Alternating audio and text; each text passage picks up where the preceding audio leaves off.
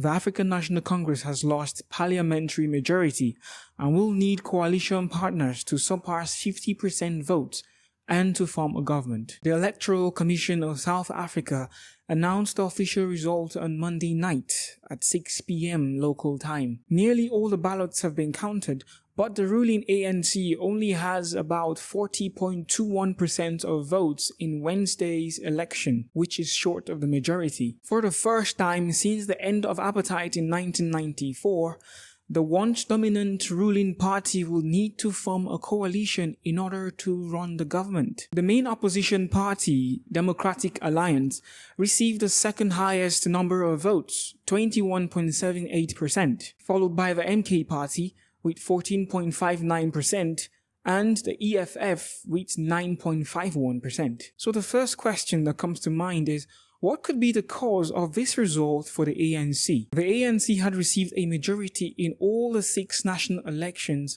held since the end of apartheid in 1994, when Nelson Mandela became the country's first black president. Ahead of the May 29 election, a record 27.7 million South Africans registered to vote. However, only 16.2 million votes were cast on election day, resulting in a voter turnout of 58.61%, the lowest ever in South Africa's 30-year democratic history. Of the nearly 39,000 South Africans that voted from outside the country, about 75% of them voted for the DA party. In fact, voter turnout has been on a gradual decline over the years. In 1999, nearly 90% of the registered voters casted their ballots, while the 2019 election had a 66% turnout. Voters, angry at joblessness, inequality, and rolling blackouts, slashed support for the ANC to about 40.2%, down from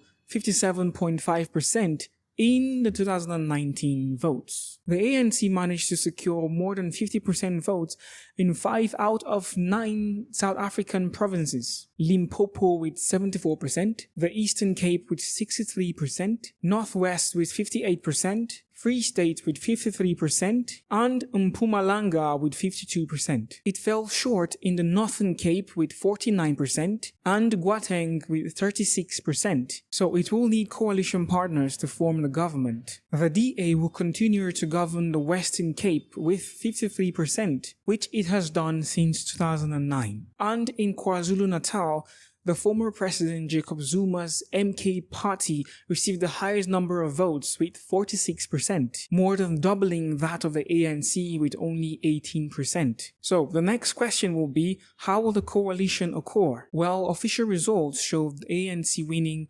159 seats in the 400-seat National Assembly, down from the 230 previously. This result shows that the ANC must share power, likely with a major political party, in order to keep its position running. Political parties now have only 2 weeks to make out a deal before the new parliament sits to choose a president, who may likely still come from the ANC since they are still the biggest party. Some opposition parties like the Zuma's MK party have ruled out a coalition deal with the ANC unless it sacks Ramaphosa. So how is the president elected and what happens next? Basically, South Africans do not directly vote for the president. Instead, they elect the members of the National Assembly, who then selects the president by a simple majority. That is, 201 votes or more determines the president. Following the IEC's announcement of result, certain procedures and steps must be followed for South Africa to form its government. And these are allocation of seats. Seats in the 400-member National Assembly are proportionately allocated based on election results. First sitting of National Assembly. Within 14 days of the election result, the newly elected National Assembly must hold its first sitting, where members are sworn in and the Speaker is elected. Election of the President. During the first sitting, or soon after, the National Assembly elects the President of South Africa, who is then responsible for appointing the cabinet and forming the government. Formation of the government. Once the President is elected, the process of forming a government, including the appointment of ministers, usually follows. This entire process is usually completed within a couple of weeks to ensure a smooth transition of power and continuity of governance.